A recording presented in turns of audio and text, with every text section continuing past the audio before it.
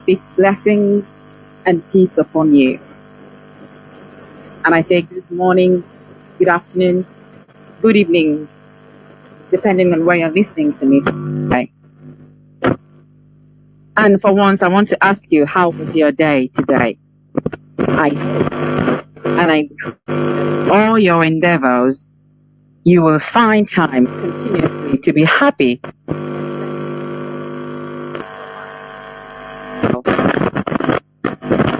Before today,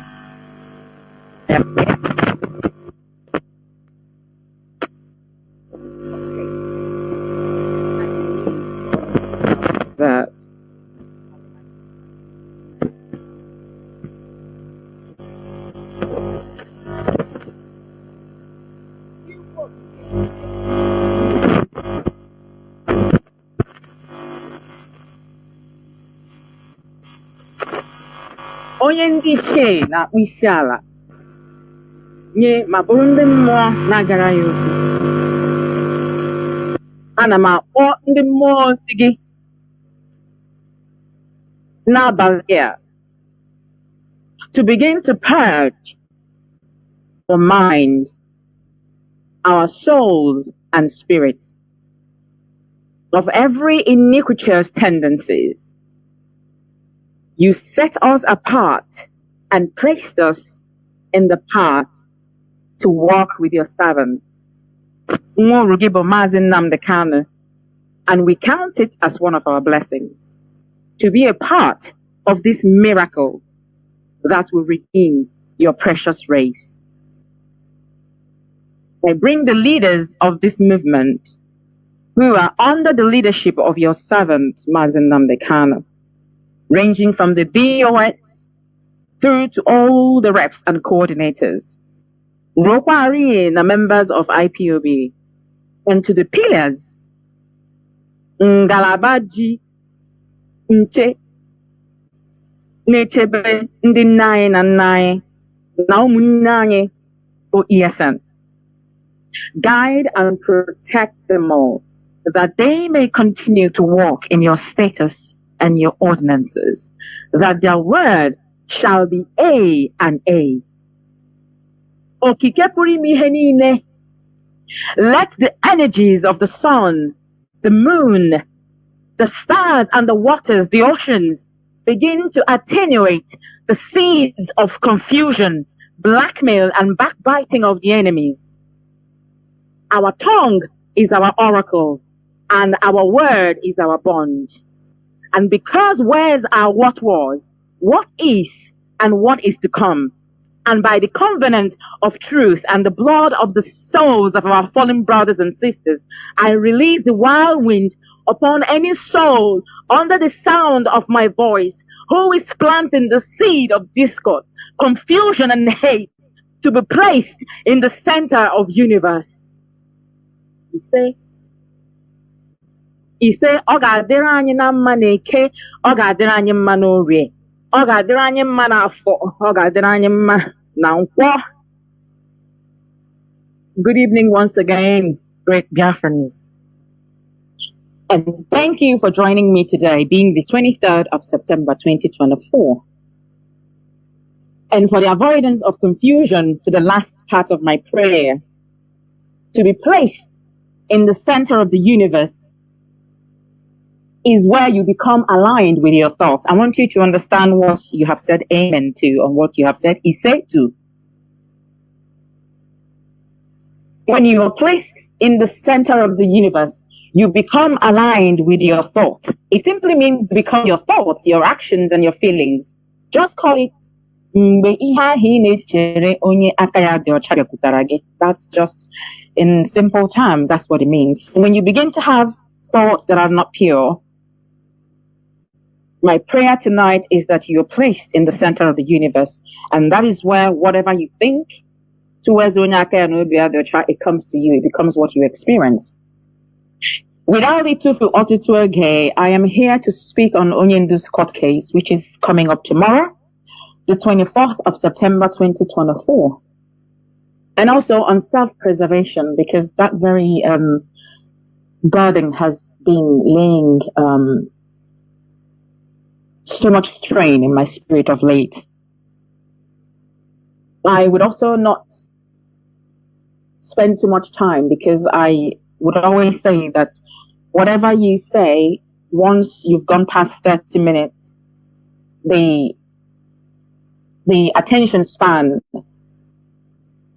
of the people, especially this time of difficulties and all, people's attention span begin to dwindle down.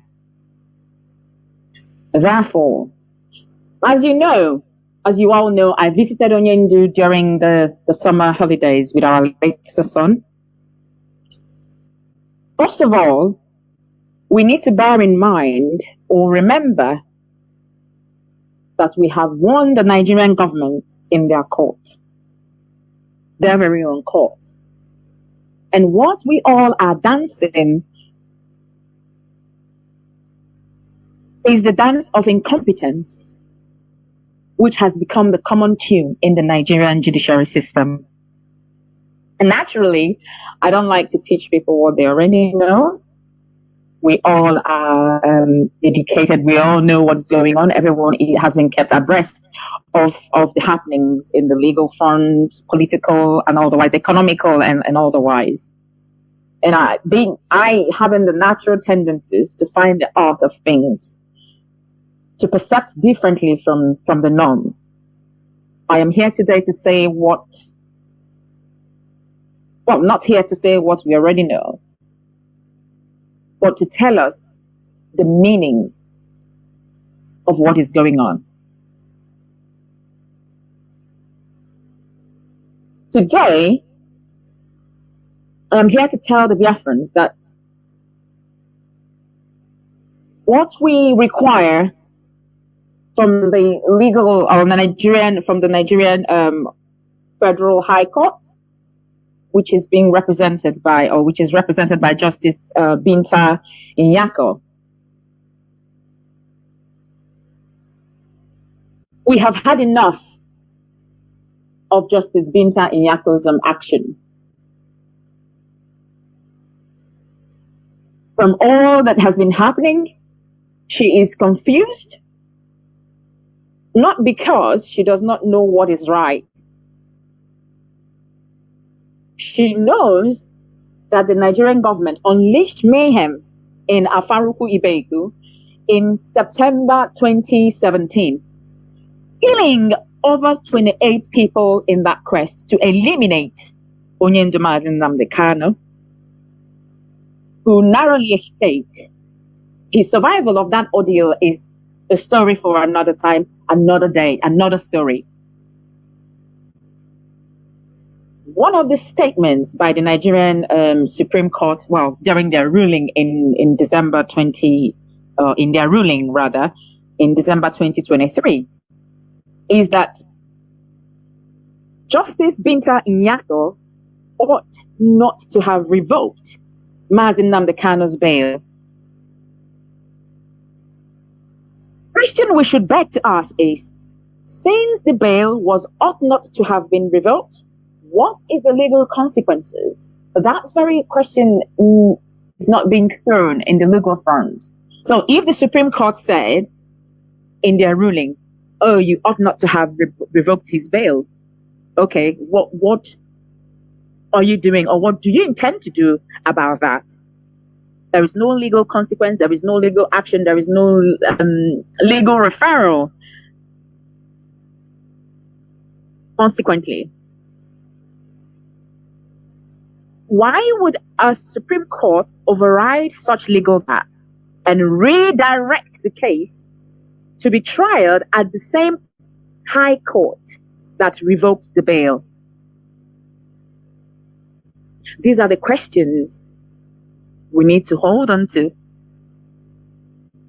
blow it out. In fact, make it a mountain. It's a small question, but we can make a lot of mountain out of it. And now hold that question. Hold on to that question. N'ihi na ndị Igbo si na ikpe mara eziokwu n'aka azụ dị ya. Why did Justice Binta Nyako revoke Mazi Nnamdi Kanu's bail? It's also there in the court. Because she said he did not appear in court, right? But why did he not appear in court? Mazi Nnamdi Kanu has reiterated this story, reiterated this event over and over again on his radio broadcast, Okuloya, several times. His legal representative, as at that time, filed every evidence available, pictures and videos of killings in that compound. But what an honorable court was meant to do in such matter was to launch its own investigation. As in Justice Binta Inyako was reminded, in fact, she was prompted to launch her own investigation to affirm. In fact, she elusively erased her responsibility to affirm that assertion. That this made me remember. I mean, I'm thinking of this legal quote. There's a legal quote. Someone in the legal should remind me of this quote. There's this legal quote that they say an affirmation of an assertion must be equivalent to its logical something. I can't remember now. I'll get that. But Justice Binta Inyako elusively evaded that responsibility to affirm that assertion that we said, this is what happened. Nigerian government invaded this compound, killed people, and you're not even sure if the same man you want to appear in court is alive. So rather than launching your own investigation, you revoked his bail. Insanity. Now she wants to go back to the same Ikpe that she judged. Remember that she has already ruled on this case. Mazi Nnamdi Kanu won, or didn't he? Of course he did. And that's why Nigeria government went to the appeal court, because they were unhappy about the ruling. Into appeal court, we won as well. Appeal court said, on the premise, on the basis that you took this man. Now, some people need to understand that when you enforce someone's disappearance, which we have in bracket called extraordinary rendition, is an international crime. And there is also torture. It's an international crime because these are against human rights. So we won Nigerian government in the court of appeal. But the same Nigerian government went to Supreme Court, refusing to accept any of these rulings. What does that tell you? Now we are back to the same Federal High Court where it all began. Nigeria government / the Fulani cabal single-handedly mapped out Justice Binta Inyako to do their bidding. To either jail Mazi Nnamdi Kanu, or she will have her dubious husband and son dance hallelujah in the prison.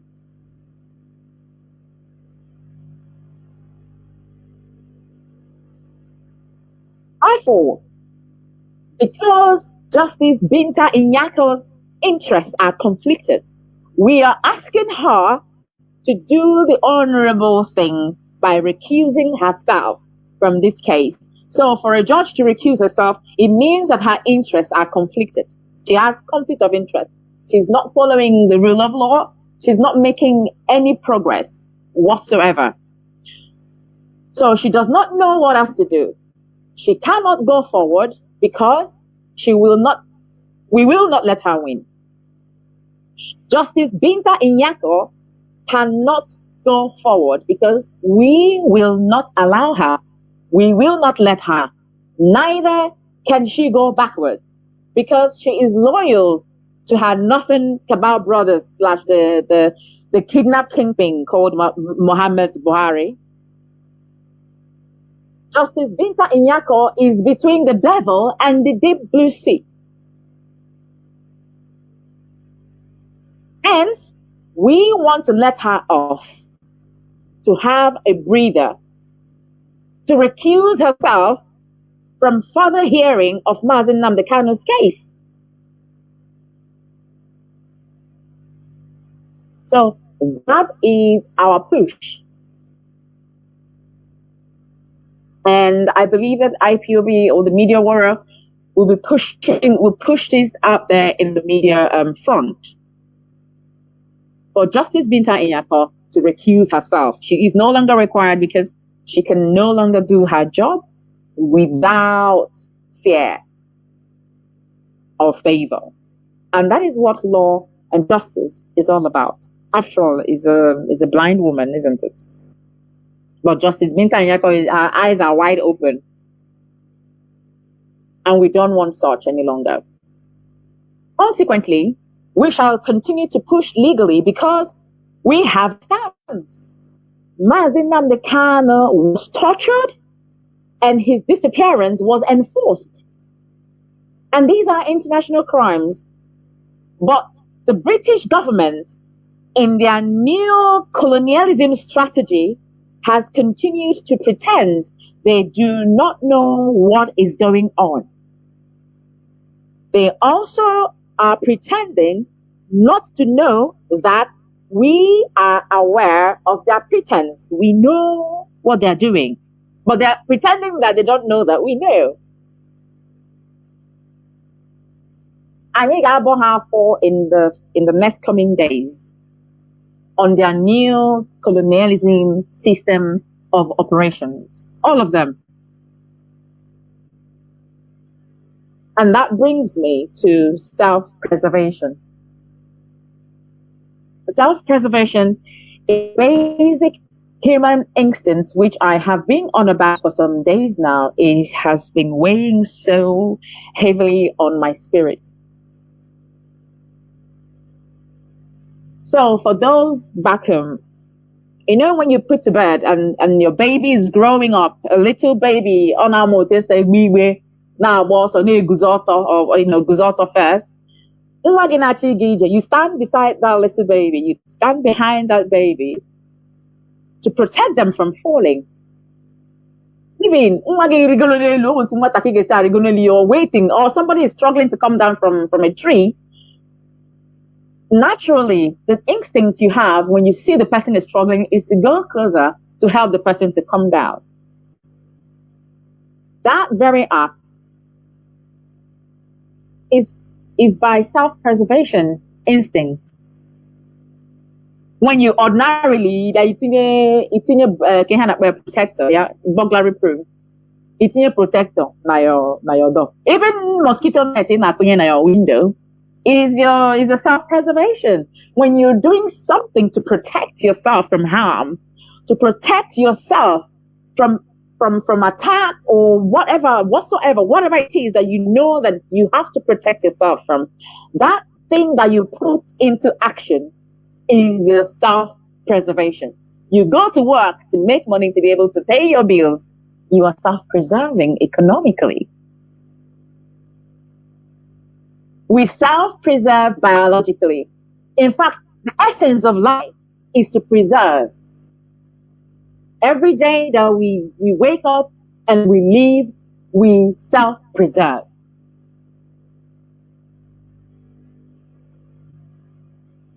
You sweeping, you need to mop it, otherwise you will trip and hit your head. That is now going to get a mop and clean that water. You're preserving yourself from harm. Is a natural, basic human instinct.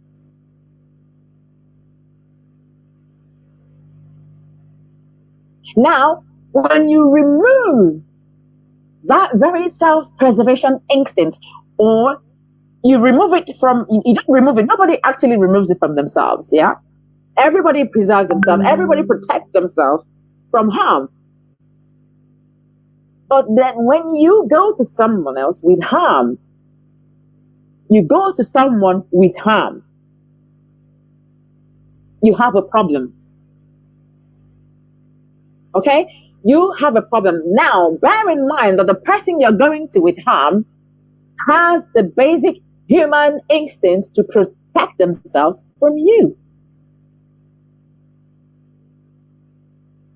Consequently, if you say that you're ESN when you're not ESN, you're a criminal. And there is a self-preservation in place to want to protect themselves from criminals. Okay? If I switch back a little bit, there is something that I have come to understand some time ago, but I would not want to be taken out of context. So I have to be as clear as I can be. Well, of course, people that can twist you can knock yourself out and twist. The fact that we are seeking a nation that we will call our own, the fact that we are in this quest for the restoration of Biafra. In fact, being an IPOB member makes you a self-preserver. I have the ability to feel the pain of people, to absorb whatever emotion you're wearing. I will quickly absorb that. Far away from you, I can still sense it. So for you to be a member of IPOB, you are already on your way to actualizing your racial preservation. If you're following me on Facebook at Uchechigeme Anyanwotutu Okukano, or on Twitter, known as X, which will be at Oku K Kano, you will come to understand how very, very serious I am about self-preservation. Self-preservation is the essence of the existence of IPOB. Self-preservation is the essence of the existence of ESN. Now, I have just got an information that some people, a certain criminal is calling a lot of people, telling them that he and his group, that they are a member of ESN. You know, you should report and or whatever, they will come to attack you. There is no ESN in Kwara State. I know and I believe that our people cannot fall for such nonsense.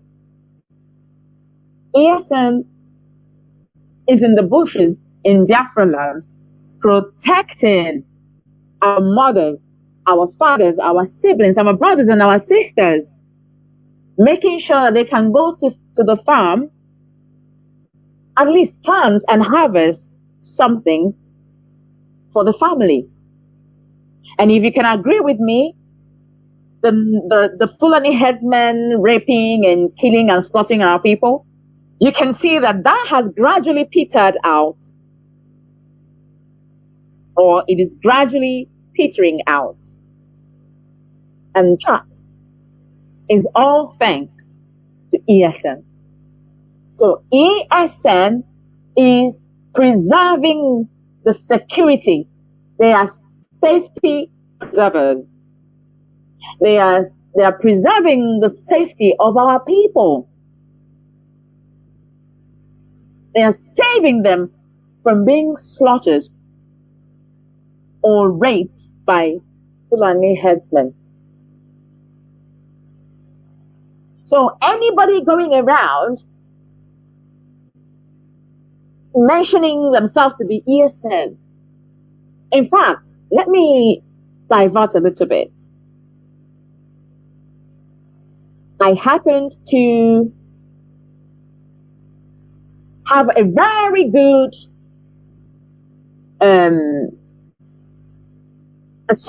very good summary concerning ESN. Biafrans, I kid you not. If we can give all that we have in terms of trust and belief, and of course, all the support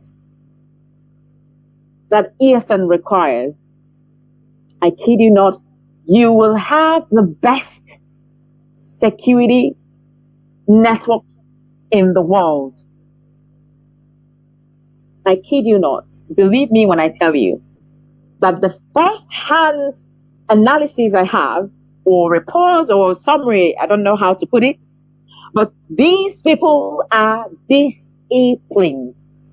Disciplined. And when I talk as somebody be very disciplined.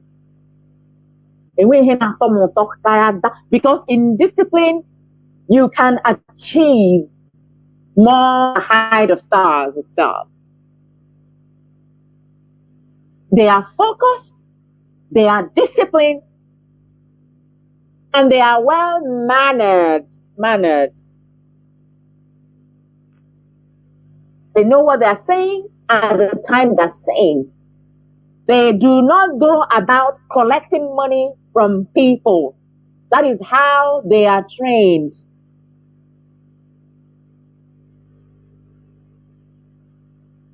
That is how they are trained.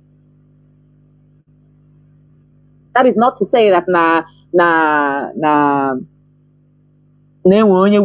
or anything, but it is how you inculcate and imbibe discipline in people. When you have a child, that is why I love children so much, because apart from the fact that they will pick up their mother's gene, their father's gene, their own natural gene or their own natural genetics, and also that the environment that they're growing can also impact on their personality and traits. You can mold the child to a certain, of course, their own traits will come out once in a while, and you try and find out which one supersedes and which one is greater than the other one, and then you can mold it. You can mold a child in a certain way. As long as that child is not allowed to have more environmental influential or influencing factors that might change that child in the future. But in a certain environment, that child can be molded into a certain behavioral individual, as long as there's no biological, genetical problems whatsoever anywhere. So the ESN you hear about, the ESN that you hear about that exists under the leadership of Nnamdi Kanu, not the criminals that go around claiming to be ESN. After all, some criminals, they will wear Nigerian military uniform and they will go and rob, claiming that they're Nigerian. Yes? So the people, the real ESN, are organized. They are focused. And they are mannered. And ego. Well, I want to tell you something. The most dangerously determined individual is the person who gives up his life voluntarily.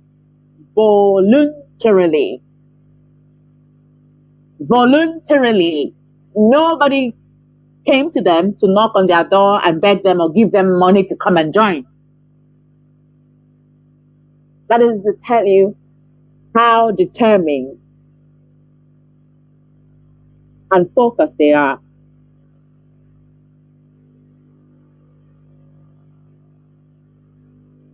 So if you're calling ESN, you need to take that name off your mouth anyway, because it's not for you. The ESN that exists are made of a certain steel. They have been trained in a certain way. Like, they're not umokoko. They are not umokoko. And they are not noisemakers. They are not noisemakers. Where would you see them making noise? They're in the bushes, protecting our people. So, when someone protects you, what is that person to you? When someone is protecting you from harm, what does it tell you? It tells you that this person loves you and wants to preserve you. When someone looks after you and protects you and cares for you and provides for you, it means that this person is preserving you. At some point, I will be talking about all these, what is this nonsense going on between our African women, most especially our women, and their husbands. Your husband is your protector and your provider. He is your preserver. He preserves you. I'm not saying all the men, some men don't, but where that man is not found wanting, and he could have a wardrobe or no job, but that shouldn't be a problem. As long as that man is in his authority position, which is a protector and a provider. I will be breaking this down at some point in the future, because when you're a protector, it comes with love.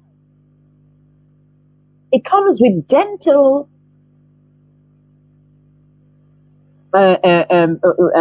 approach. A protector. When someone is protecting, feel like you're protecting your child. And as a provider, the fact that you're providing is because you have love in you.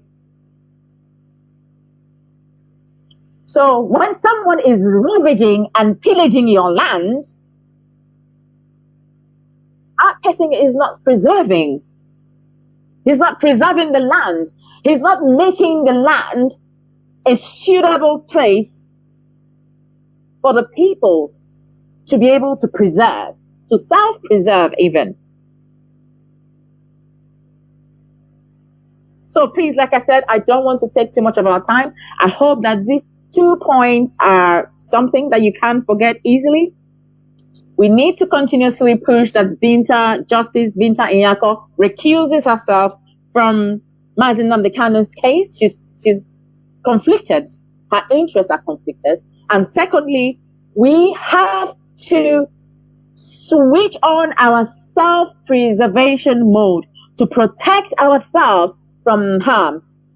I know that at some point, when the time comes, of course, when a country is about to become to go on its own, there will be people at the table, and that is when all the people we are hoping to talk about us will come and show that they know what they're doing. But at the moment, we have to start showing that we can self-preserve. We can self-preserve ourselves. And like I said, things are becoming more difficult by the day. Things are becoming very, very, very difficult. Prices of things are skyrocketing off of the roof. And people are struggling. So, I thought to mention this because I've mentioned it before. Every village where you have stream that you no longer attend the stream, let someone begin to campaign for the youth to resuscitate the access or the usage of the stream, because I know that a lot of people in the village, everybody has, everyone resorted to using borehole water. But I just have this in my head that if we can all go back to using our streams just like it was before, that part of buying pure water and buying water and buying water and buying pure water is buying typhoid, I believe. But when you go to the stream where you have the spring water, you have some water coming out from the rock, but ahihe torichala everywhere and no one goes there anymore. But the villagers can come together and clear the bushes and start using the stream. That is one part of expense cut off. No one will have to pay for pure water. No one will have to pay for borehole water, because even the owners of borehole cannot pump water because they cannot afford to buy petrol. So what is going to happen? When we are blessed with so much of these natural resources, when we're enough for me. For now, let's cut to drinking the water that we have. Like I call it. It's water of life. It's spring water. And it's cleaner and clearer than pure water. The one in nylons. The typhoid they steal in nylons for everybody to drink. Let's go back to fetching water from our streams. So that way the people in the village will not have to spend money. Can on our township is what the mirror, of course. But can on our village making one mirror that is very, very natural. Because the one in the pure water sachet, they pump it into buckets. Hey, some of these people, you pass out. You go into a fit. Because they couldn't mean na bucket, one bucket maybe she put a seal, everybody, you can buy a sealing machine to laminate the sachet. You laminate the water, put it in a bag, and then that's a pure water. You're not able to. So let's go back to fetching water from our streams. If we can do that, that will cut down on the expenses that we have currently, because the economy has nosedived and people are struggling. I mean, the struggle is everywhere. So this is my little contribution to self-preservation. So this is economical.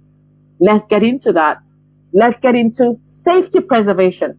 How can I protect my neighbor? How can I protect my sister, my brother? If you switch that on, I do not see the reason why you will allow someone to convince you to pillage your own community, to cause chaos in your community. That shouldn't happen at all. So while the new colonialists are waiting, as they're used to Africans calling upon them as saviors, and I see these things on social media. Civilization started in Africa. The first man the first sojourn in this world was African. Okay, Guinea Mezia. We are first in everything. Why are we here? Why have we chosen to be where we are today? And why do you think they are ruling us? They are ruling us because in our stupidity, we have refused to come as one. If you know the power of unity, you will not mess with it. You will not mess with unity if you know the power of unity. And that is why anybody that messes up with unity where I am, I will not forgive you. That place you want to go there and stay, knock yourself out. Because I can see that the path you're threading is where your masters want you to go. That is how they want you to behave. That is how they want you to think. That is how they want you to believe of yourself being intelligent. Everybody is intelligent. But what makes you an intelligent person or a special person is the ability for you to carve out the solution. Solution.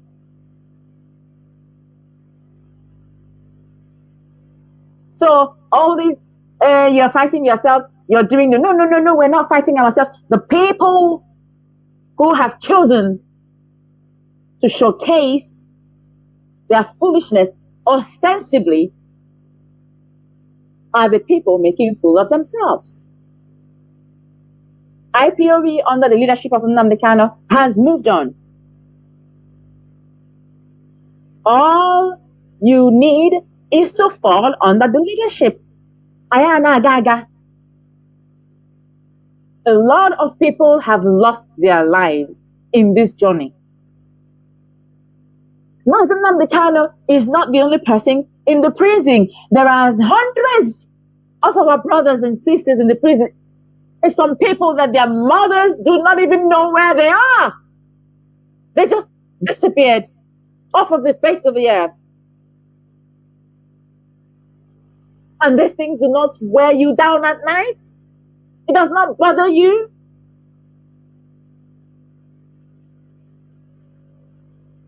These are the burdens that I bear. And I pray that my brothers and sisters would see that we are under attack. And as a human being who is functioning, your self-preservation instinct has to kick in. It has to kick in. Let it kick in. I remember when I was in the secondary school, there was this setting. I think I was in my penultimate year to writing what's it called, WIAC. And at the time, my parents didn't come to see me. And you know how it is in school. You have to chew your cabin biscuit and your this hot chocolate. It's called Milo and milk. And I won't know other things. So I like to make it look like chocolate, yeah, milk. They're very thick, so I can paste it on my biscuit, and that's it. And sometimes you will run out of food. You will go for days. When I was in secondary school, I had gone for days with no food because I had run out. We're writing exams. My parents were yet to come and visit me. So what do? Do you now go and start stealing? No. And then if you come to my cubicle, I had this cubicle where I had chewing gums, like, I just set out a small like nylon and paste it. You just use chewing gum to paste it. So cover the wall. And then I have chewing gums in my cubicle. You have like yellow, black, white, very funny, But what was those chewing gum for? That was my self-preservation. It mentally, when I chew gum, I become filled. I would be filled from chewing gum. And mentally, I think, oh, this is black, and this is yellow, this is pink. Oh, tomorrow I will have pink and I'll have yellow. And I stayed without noise. You would not know that I've not eaten, but I have water to drink. So why would you jump around and mess around because there is no food? And who says you must eat three square meals a day? Who actually made that mandatory? You can eat too much of food. I don't know for the mind, especially if you are spiritual people. Sometimes there are things you would eat and your spirit will say, I don't want this, not today. I can't. Your spirit would just tell you that I don't want this food today. So water is very important. Let's go into self-preservation. And I hope that I'm making sense here. Preserve ourselves. So let's start preserving ourselves and then begin to come out. So when you're new, all these principalities and powers, when they look at us and see that we have knitted closely, there is no space for any person to come in to cause confusion or plant seed of discord. That's when we become stronger. And that is what makes people stronger. We come here, we come with our bags, we come to the UK, we go to America. What are we looking for? Greener pastures. What is that? You're trying to self-preserve. It's all self-preservation. But what happens when you're a certain person who is not loved just by how God has made you? Because you're special and you're called under the sun to be the protection, the solace for other people. And that's all. You're hated. And now, we as IPOB members are self-preserving. So let's continue to preserve properly. It is very important.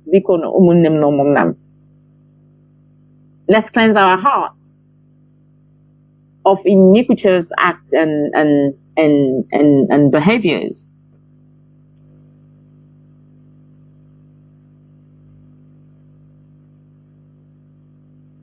Be strong in the face of your enemies.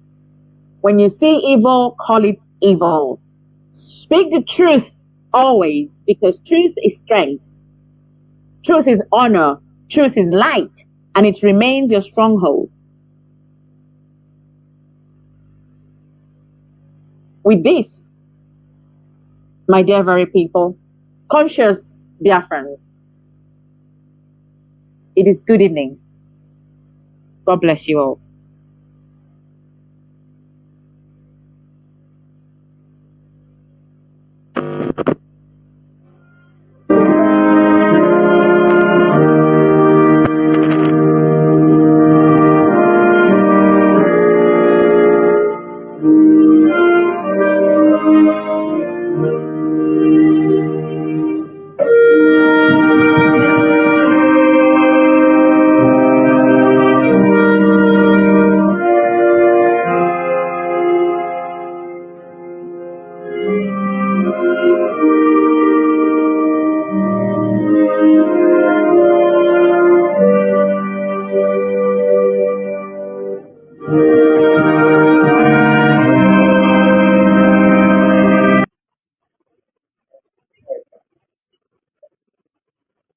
Welcome to Biafra Television Europe. If this is your first time of joining us on BTV, welcome. I am Wada Jovista Chichi, and today it is going to be delightful in the house to have a wonderful analyst who shall be analyzing some of the news headlines arising from Nigerian dailies. But before I will introduce him to the house, there's a quick notice that we shall look at. Public notice. Nigerian military have started their fake media propaganda they have been doing in Imo for years now against IPOB ESN. They have just published another fake news against IPOB ESN. From the pictures they released after invading one camp, it's clearly written on the banner, Biafran National Guard, but they decided to target on IPOB and ESN. Biafrans, look at this banner and tell us if this banner has anything to do with IPOB or ESN. Does it mean Nigerian military don't know who is Biafran National Guard? That has nothing to do with IPOB and ESN. You can find this public notice on the Facebook accounts of Mazi Jonathan. Please, Biafrans, you can go on his page to check on this notice and do justice to this very public notice. Once again, I am Wada Jovista Chichi, and in the house is the analyst. Thank you, Wanda. Thank you for this second hosting of myself on this platform by you. I am Mazi Austin, and I thank you and the wonderful technical crew members of this great platform. Thank you. Good afternoon from here, Mazi Austin. And good afternoon, good evening from here. It's a privilege for Biafrans to have a great and wonderful analyst like you. So today is going to be another interesting day for Biafrans and lovers of freedom all over the world. We shall be taking some news headlines from Nigeria. And as we are going to look at that, I want to talk briefly about the Aburi Accord of 1967. The Aburi Accord was reached between the 4th and 5th of January 1967 in Aburi, Ghana. And there were delegates that convened at Aburi in 1967. The Nigerian military or the federal government of Nigeria were led by the then military supreme government, General Yakubu Gowon, and the Eastern region's leader was led by Chief Dim Odimegwu Emeka Ojukwu, the Ikemba one of Nnewi. On that meeting, it was agreed that each region should be at the helm of their own affairs so that they'll be contributing to the federal level. Why the military government will be in charge of everything that affects the country. And that was the agreement. It was signed. The deed was done. But on getting back to Nigeria, General Yakubu in Lagos State was convinced by the civil servants the implications of what he has just agreed to. So he was delaying to the implementation of the agreement reached in Aburi, Ghana. He delayed January, February, March. Rather, what he did was to declare Decree number 8, which the Yorubas and the Northerners consented to, but the Eastern region leaders did not consent to that. They know the implications that the federal government or the military government can on any day declare. They can declare what you call they can declare state of emergency on any region. So because of that, all the eastern regions and the Colonel Chukwuemeka Dim Odimegwu Ojukwu rejected to the decree number 8.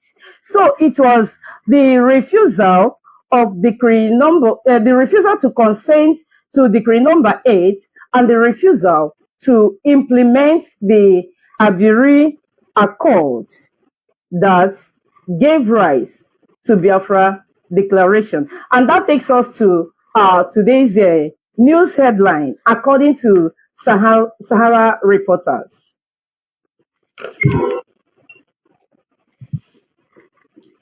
Sahara Reporters news headline: Proposal on regional government to be sent to President Ahmed Tinubu. The highlights. Speaking with Punch, the drafter of the private bill, Dr.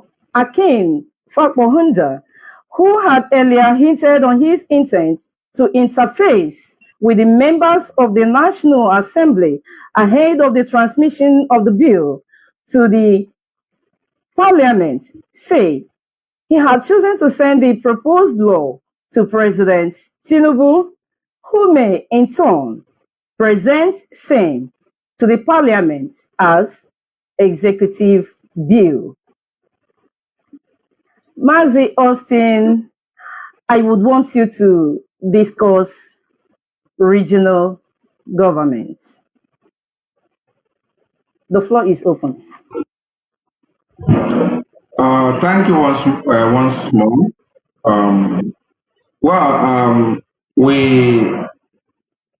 We should understand that the issue of regional government have been an issue that people have been asking for, especially those of us from the south, so to say, from certain part of Nigeria have been,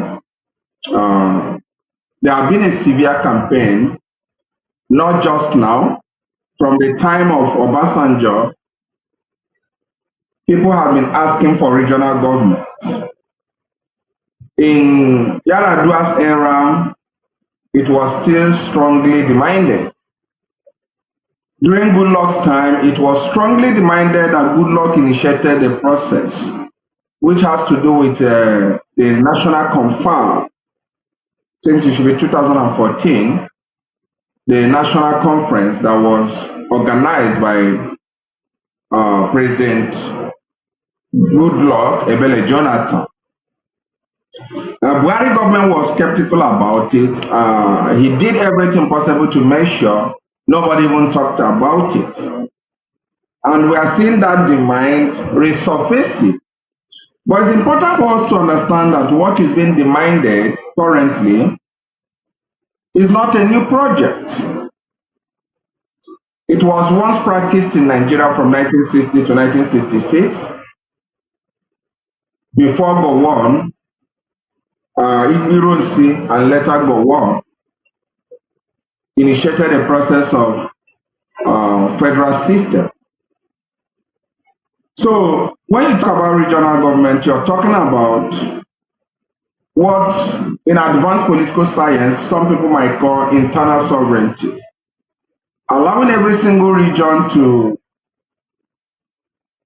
manage their destiny, harnessing their resources, developing a political system of their choice, thereby maintaining a central structure mainly for the sole aim of conducting a foreign policy and for defense purposes. That has been applicable in major countries. In UK, is obtainable. Even in US, is obtainable. That's why you see Texas also standing strong to oppose the federal policy of Joe Biden against the border crisis. So regional government was operated in Nigeria from 1960 to 1966. So it's not new. The essence of that is for people to understand that what is being demanded is not a new concept. It was there, but removed by the military regime. So that is all I can say about the concept of regional government as being applicable in most countries of the earth. Thank you, Mazi Austin, for your vivid explanation. Yes, you mentioned that there was a time that this regional government was practiced. Can you please expatiate on that? The importance and the benefits of then regional governments. Well, it's important to understand that something is ongoing in Nigeria because Nigeria has been a country without political settlement.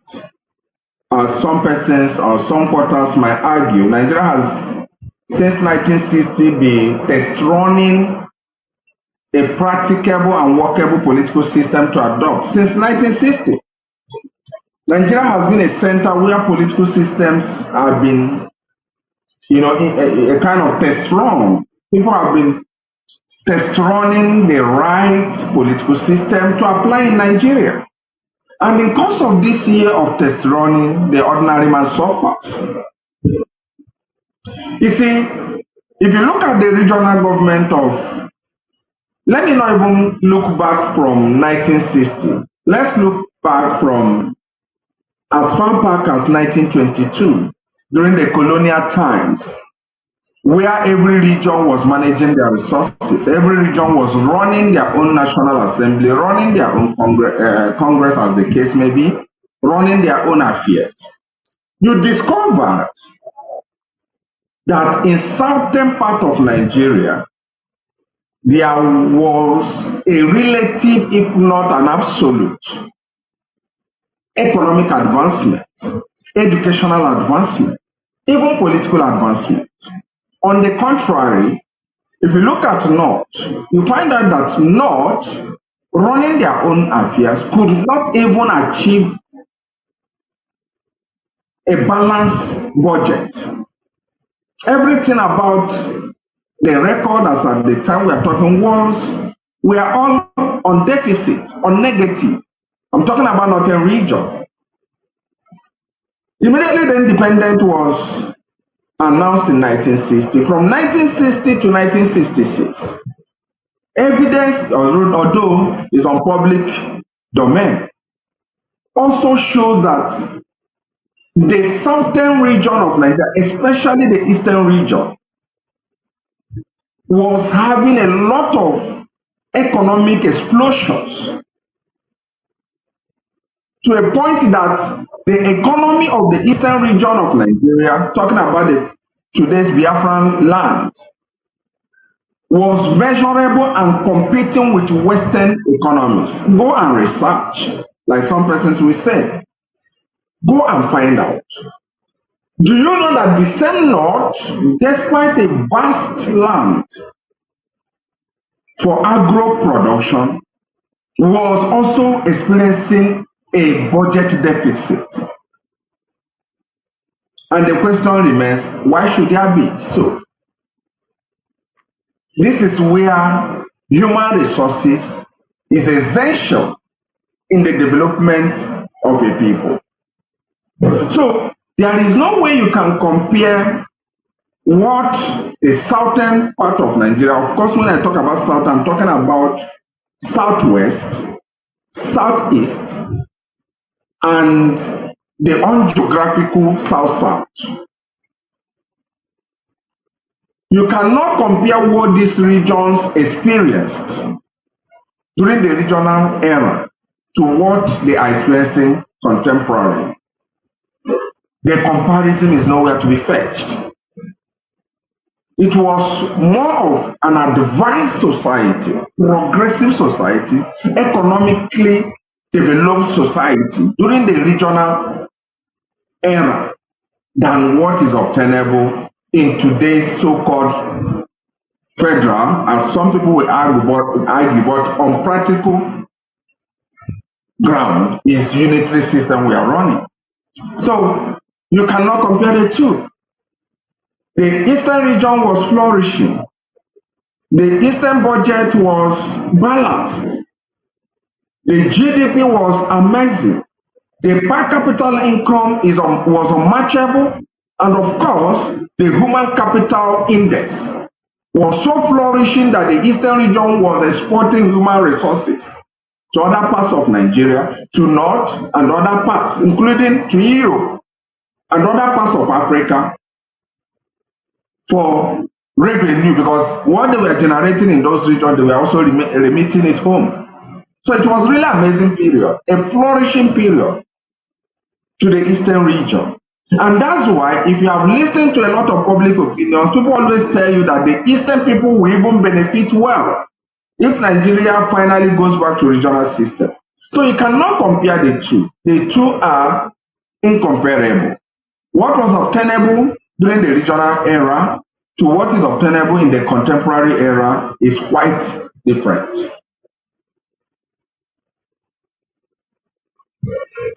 Now I could understand that from what you said as far back as 1922, but historically, I can remember that it was still this budget deficit run by the North that attracted the colonial masters to amalgamate Nigeria.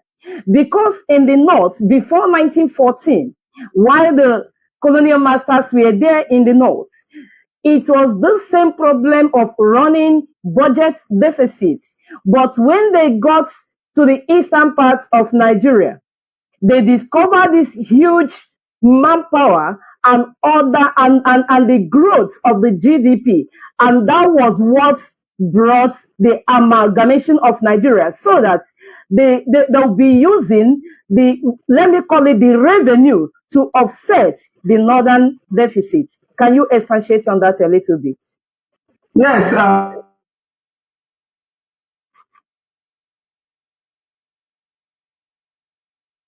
Oh, network glitches again.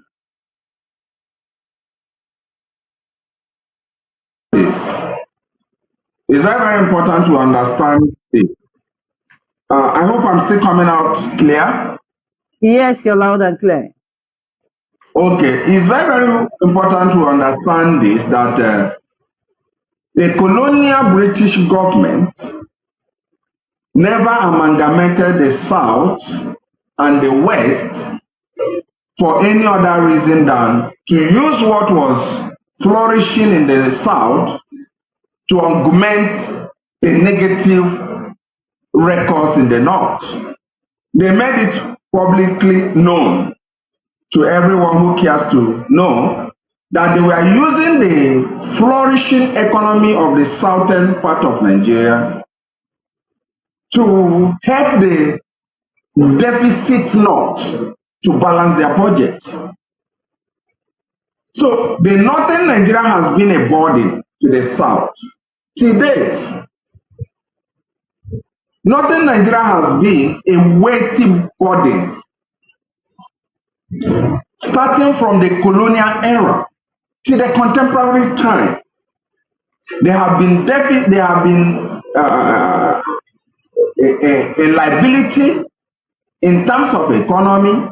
There have been liability in terms of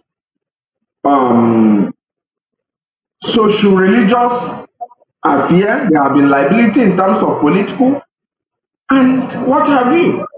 So what Britain did was to harness the advancement of the South to see how to better or carry along the North, but not have proven in course of years that they are very weighty to be carried along.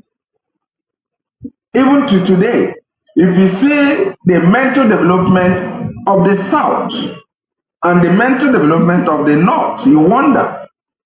For instance, even the same Britain have encouraged the North to hold strong on political seats. But has that transcended to socio-economic development of the North? The answer is no. Why? Because there is something that is fundamentally missing in North. It is called Human Capital Index, which them, knowingly or unknowingly, have failed or refused to develop. And Britain have been finding a way to see how to encourage the South to keep on carrying this burden called the Northern burden. So that is what it is. Thank you, Mazi. But the Northerners can only prove their large human index only during elections. But that is a topic for another day. So we can see that as it is today, the regional government is no longer practicable. So what abruptly brought to the scrapping of the regional government? Well, okay, the resurfacing of the regional government. If that is what you're asking, am I correct? No, what led to the scrapping of the regional government? Yes, I told us early, the previous regional government that was obtainable, especially when you discuss Nigeria from independent era, 1960 to 1966, it was scrapped by Aguironsi Q. Make no mistake about that. And what Gowon did was to consolidate on that, because they came to realize that regional government, some of these military personalities of that era, were mainly trained in Britain. And so many of them believe that the best way to do is to consolidate the Nigerian project, which is mainly a British project. Because when you look at the concept of Nigerian project, you will know that it is absolutely not helpful to the indigenous people. The Nigerian project consolidation is the consolidation of British interest in Africa. So most of these military officers were trained in Britain, so they were meant to believe that the best way to show patriotism is to encourage the supranational identity known as the Nigerian identity. So they felt that the regional government was encouraging ethnic identities against the artificial identity known as Nigerian identity. So to them, the best thing to do is to abrogate, to destroy anything that encourages people's identity to their unique ethnic identities. And so many of them felt destroying regional government will help people to come to under one identity known as Nigerian identity, which, if you broaden it, is all about British slave identity. So Gowon, when Gowon came in after Ironsi, Gowon felt that the best way to do is to also encourage that destruction of regional system, because Gowon felt that if the British advised Gowon, as a matter of fact, that the best way to weaken the Biafran side was to destroy the unity that exists among the people of the old Eastern region, thereby introducing in 1967 the creation of River State and Cross River State. It was a kind of a sharp object aimed at dividing the unity of the old Eastern people. So Gowon introduced that in order to weaken the Biafran harmony, weaken the Biafran unity. And of course, it also helped in a very reasonable length. So it was not only on the side of Aguironsi, who felt that the Nigerian identity and Nigerian project should be upheld above any ethnic identity, before it now moved to Gowon, who felt it should be weaponized, it should be used against the unity of the old Eastern region people. So if you look at what led to the destruction of old regional government, it was not even for developmental purposes. They didn't end that project because somebody was thinking about economic development. They ended regional system during the time on a selfish ground and on a concept they did not even understand. Aguironsi was thinking of ending anything that draws people, because what was happening was so discouraging. In Midwest, in Western region, there were a lot of crises in Yoruba land as at that time. So he felt that the best thing is to do is to bring everybody together and promote the Nigerian identity, which in a real sense is just a British identity. And Gowon felt he needs to use it as a weapon of, disunity amongst the Eastern region. None of them ever thought on economic enhancement purposes. And that's why all they applied, whether you call it federalism or unitary system, till today, none of them is working. because it is not economic driven. Rather, it was mainly on cloud chasing, which every single one of us is suffering to today. That is it. Thank you very much, Mazi. So now, was Nigeria under regional government better than now?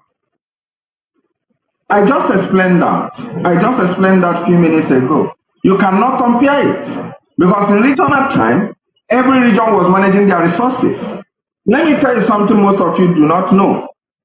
During the regional time, in the eastern region, people were sending their children overseas, paying their tuition fee because the purchasing power was high. The trade between east and other region was on a high balance because every region was looking inwardly on how to generate revenue. Nobody was waiting for feeding button system we are contemporary operating. Because if you go to north, you see groundnut pyramids. There was competition. If you go to west, you see mass cocoa production. If you come to east, you see resin palm in Ohajegbema. You see the coal in Enugu. You see the other palm in Ohajegbema, I mean to say the resin palm in Rivers. There is also a palm in Abia State. In Ebonyi, you see yam and others, because every region was looking inward to generate resources to better itself. And jobs were created because the agro sectors were opened. And every region was also running their own internal policing system. You don't have insecurity because every region was policing themselves indigenously. Then today, which of the Nigerian state is healthy? All of them are just dependent on the federal pulse. And when the federal government is broke, just the way it is today, every state is automatically sick. The policing system, you should know what it looks like. Insecurity everywhere because the supranational entity cannot police the system. And it seems as if people are now beginning to realize that they destroyed themselves because they wanted to destroy a people. And they are now saying, let us first of all start from national anthem, which says, though we are different tongues, but we can find a way to better ourselves. So people are beginning to realize the regional structure that we are not same people. Because the Nigerian project is encouraging you, denying your ethnic identity, and coming up with a slave identity known as a Nigerian identity. And this is what Mazi Jonathan Chinedu have been saying, that we are not one. Let us first of all accept the cardinal point that we are not one. If we now want to say, okay, that's why we are not one, but we want to see how we can, project a common goal. But first of all, we are not one. But the Nigeria project is saying, no, you don't even have to think that we are not one. You have to believe that for the fact that all of us are slaves, we should discard our uniqueness and embrace the slave identity. And it's not going to work. And people are beginning to realize it. That's why they are saying, let us invoke the old national anthem, which encourages the fact that we are not one. Because the old national anthem says we are different tongues. So it's accepting through the lyrics that we are different tongues. So you cannot compare the two. But what is happening in Nigeria, instead of Nigeria to advance in positive side, they are now beginning to realize that even the old side is now even better than the contemporary. Is a sign of unworkable system. It's a sign of a dead society. Because a dead society is supposed to advance progressively, not retrogressively. So Nigeria is looking backward to look for solution. Instead of looking forward for solution, they are looking backward. And if they are looking backward, where is the backward? The backward lies on what we have been saying. Because what are we saying? Look back on Aburi Accord. It's of historical antecedent. Look back on the fact that we are not one. Your old national anthem said it, that we are not one. And they say, no, these people are troublemakers, they want us to go backward. But now they are gradually snarling into the yesterdays we have been pointing at. And who is the wise person? Time is now proving that we are really endowed than the way they thought they are. So, Mother, that is what I want to say on that. Thank you so very much. And that is to say that one day, just in one day, Nigerians will come to say that Mazi Nnamdi Kanu and IPOB are right. And that takes me to the next question. So, what is the relationship between Aburi Accord and the regional governments? Well, you cannot separate the two. Well, to be honest with you, you cannot separate the two. If there is any lines of separation, you cannot say Aburi Accord is more of a continental project because it was initiated by African member states in search of peace. But regional systems seem to be a kind of internal project, internal research. People decide to say, okay, we can do this on our own. But aside that, we cannot separate the two because the two also call for what we call for internal sovereignty. There are two kinds of sovereignty. We have internal sovereignty, which talks about you governing yourself but under a supranational identity, as obtainable in UK, in US, in Russia, and other areas. People govern themselves, but for purpose of national defense and foreign policy, they now have a larger umbrella. You understand me? It's called internal sovereignty. It's also in Spain. Catalonians have internal sovereignty. If you go to Iraq, do you understand me? So it's if you go to Russia, what is it called? The Chechen have internal sovereignty. If you go to the United States, every state in the United States enjoys internal sovereignty. That's why Texas is boldly challenging the federal policy on immigration and border. These are all internal sovereignty. The two, whether you call it regional system or Aburi Accord concept, the two are championing for the same. The two are championing for the same. Because Ojukwu demanded in Aburi in Ghana for return to regional system after Gowon, came up with the idea of federal system by creating River State and Cross River State. So the two are the same. The only difference is what we call semantic choice of words.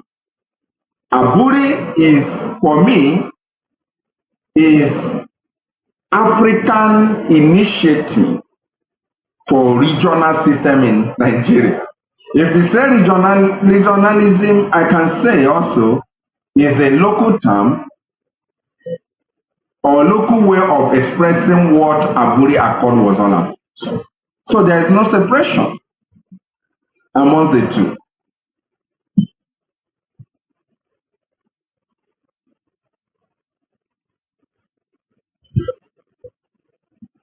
Thank you, Mazi.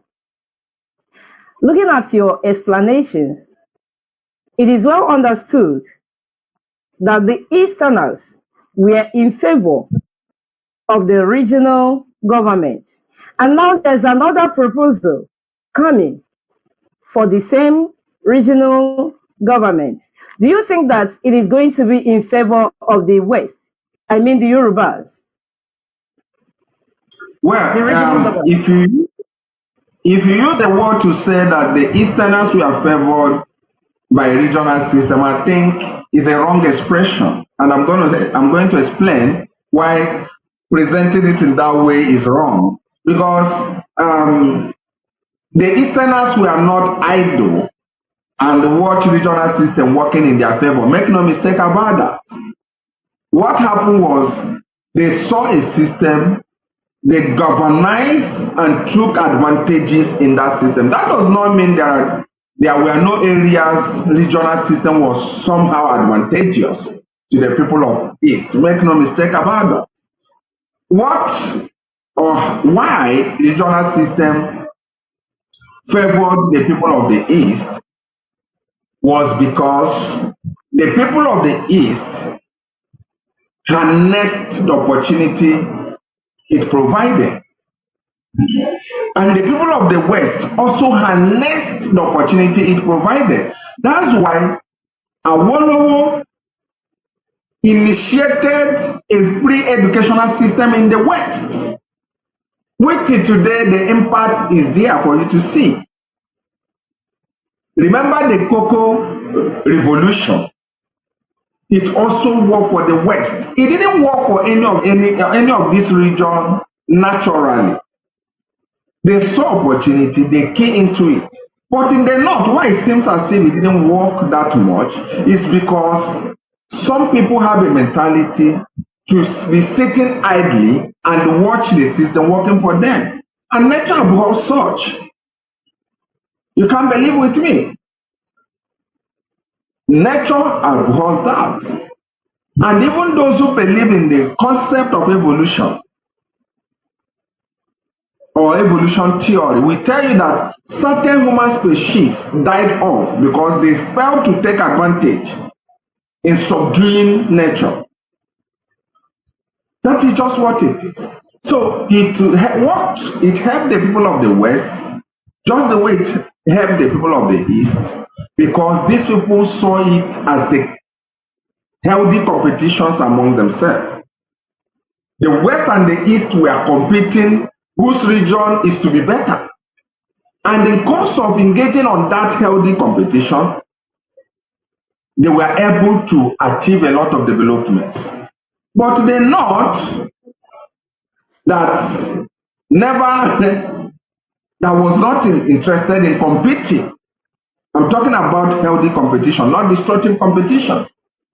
The North that was dozer, not interested to take the advantage. What happened? You saw them looking so backward.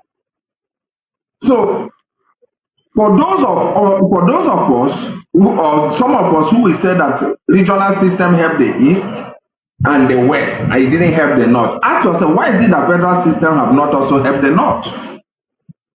Because comparatively speaking, both West and the East are also doing better than the North. Even today, look at the poverty record in North. Look at the East. Look at the educational level in the East and West. Look at the North. I'm talking on the contemporary federal system. So if regional system did not help the North, the federal system did not help the North, which other system can help them? So you should now understand it's not all about a political structure which can help. It's all about human capital index. And people should understand this. Where there is deficit of human capital index, there are every possibility for retrogression. You get what I'm saying? So it's a natural sequence. There is nothing you can do about it. Because some people will say, regional system will help the West and the East. Ask yourself, why is even federal system not helping the North? Why are there still high dropout kids in North, despite the number of their politicians that have held the highest position in Nigeria? So it's not about the political system. It's not it. It's all about what kind of leaders do they have? What kind of socio-political system they are exposed to? So when somebody believes in feudalism and another person believes in republican system, you can't compare their results. It will definitely differ. So that is what it is, Wanda. Thank you, Mazi. On a lighter note, I must say that as you're giving your explanations, my mind is running towards or through how a people could be proposing for a bill to be saying that cows could be citizens, probably citizens of Arewa. So do you think that those people who are purchasing this bill, that cows should become the Fulanis and the citizens of the Arewa, do you think that these people are ready to embrace this law if it's actually approved by the president? Do you think that they are going to consent to it? No, you see, people should, people should understand something. Sometimes the northern elites don't fight for the betterment of their people. They are highly clouded mentally with, this idea of primordialities. Yes, primordialities, which is really, really not a good one. Because look, this is a 21st century. Do you know that Nigeria is not even among the 4th highest producers of beef? It will shock you. Tanzania, Congo, Niger, these guys are doing wonderful. Ask yourself, why is this? There is no header farmers prices in this area. Because these guys have taken time to understand that the traditional method of doing cow business is not even helpful. Mother, let me tell you something. In every business or in every production, there's what is called value chain system. For instance, you and I, we are broadcasting. We have settled for a particular value chain, which is broadcasting. Someone else might pick this clip to maybe get the video out and use the audio only to do production. That is another value chain. Someone else also might decide to keep the audio and the video and add up a song. That is another value chain.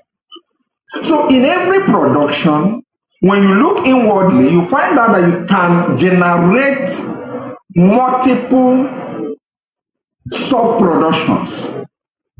Now, when you look at cow business, as a matter of fact, you will not agree with me that people are no longer harnessing the meat.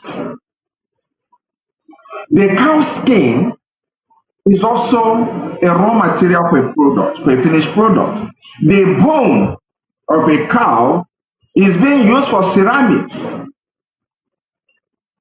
and other products. Now, you should also understand that the dungs, which is the excreta from the cows, are being mixed with other chemicals and they turn to organic fertilizers. What of those who are in the business of, like for instance, Brazil is the highest exporter of cow grass. Do you know the GDP Brazil generates from that in exporting grasses? So these are various value chain systems inherent in that business. But because an average northerner thinks averagely, still look at the world from 19th century perspective. That's why they are even talking about freedom of cow to be enshrined in the Constitution. When people are now doing ranching, harnessing the value chain, what of the milk harnessed from farm cow? What of the medical value chain system? Because when you start doing ranching, you also enable the what's it called? Those who study the health of animals to also advance in research. These are hundreds of value chain in that business. But because of retrogressive mindset, somebody is talking about irrelevancy in the house, what is not even worth discussing. They are not even telling the federal government to encourage them for ranching. Somebody is saying, just the way Chika Austin has the right to move from location A to B, it should also be enshrined that this cow, as I'm moving, the cow should also have right to move like me. Probably also have a passport. Isn't that funny? So these are some of the things that, you see, when we talk about regional system and federal system, people asking why is it the two have never helped the North? It's because we're talking about human capital index.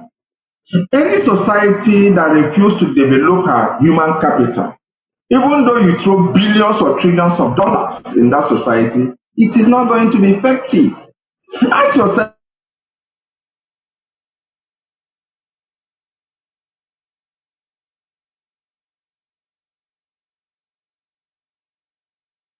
building industry, doing a lot of things for themselves, to the shock of many. That is what it is. So we are talking about realities in the societies. So it's a terrible thing we're seeing in the North. People felt it's by the way. People felt it doesn't matter. People trying to downplay that retrogressive way of thinking, because people felt people should be careful with a certain region. But that is not going to help anyone. So that's my contribution on that. Thank you so much for this enlightenment. As we discuss, I know some people might be thinking, now that we are talking about regional government, what will now happen to our Biafra cause? So I want to ask, is regional government a threat to Biafra? Well, yeah, thank you. I want to appreciate you for bringing up this question, because it's very, very important our people are educated. You see, if any race, any people, especially in the project we find ourselves, if we are not articulating, if we don't understand the complexity of politics, we definitely lose a lot of things. Because, when we talk about regional system, you see a whole lot of outbursts. And this outburst is coming from people who do not understand international politics, who do not understand what we call sectorialism in political development. People, because most of our people have what we call federalist mindset. Federalist mindset implies, let it happen now as I want it. And you end up not even having it today, not even having it tomorrow, you would have planned for. I don't know if you understand me, Wanda. You understand me? Because sectorialism encourages you to prepare for the next 5 years today, sector upon sector. Federalist mindset tells you, let it happen today. And if it doesn't happen today and the next 5 years comes, you have nothing to show because you never took time to prepare for the next 5 years. So what am I trying to say? Why did I thank you for bringing up this question? One is this. Our people do not understand something. You see, regional system can only threaten Biafran project if IPOB is successfully destroyed. I will repeat. Regional system can only destroy the Biafran project if the state successfully destroy IPOB. I'm going to expatiate on this. You see, a regional system simply means we governing ourselves but under Nigerian state. We run our economy, we run our political system. To an extent, we also conduct our foreign policy. In most cases, like in Kurdish region in Iraq, the Kurdish government conducts her foreign policy. Catalonians also run foreign policy to an extent. If you come to Russia, the Chechen region also run foreign policy. Even Scotland, in England, these are regional entities, but under a supranational body. So regional system can give a leverage for advancement. Let me tell you why Gowon abrogated it, why Gowon advanced the destruction of regional system. Because during the regional system, Ojukwu was able to build a formidable force in Eastern region because he was controlling the Eastern region. He wouldn't have had that power to control Eastern region and Eastern region resources if not that there was a regional system. So in our own case, regional system can only destroy the Biafran project when IPOB is destroyed. That's why the politicians of Eastern region are putting all their resources, putting all their efforts to make sure that IPOB is crushed ahead of the implementation of the regional system. Because they know that the Yorubas have concluded to seize this opportunity to move Nigeria into regional system because the Yorubas want to develop. They have what it takes. They have the waterways. They have Lagos to help them to reach up the world on Yoruba identity. And they are not wasting time. Let me tell you something that is going on. Do you know that this bill we are talking about, this regional bill we are talking about, do you know it was an individual bill? The bill was emanating from individual. Are you aware, Wanda? Yeah, exactly, because it is said to be private bill, which is going to introduce to the president. Yeah, but do you know what happened? They are now moving that bill to be an executive bill by advising the man. Bring it to the president so that the president will be the one to present it to the House. Exactly. And in the history of Nigeria, hardly do you see executive bills falling. Because the executive will put every threat and pressure to make sure that bill survives. So if it's an individual push, the man cannot get that bill passed. So the Yorubas are now encouraging, give it to our brother, who is the president, let him bring it as executive bill, no longer individual bill. And this is why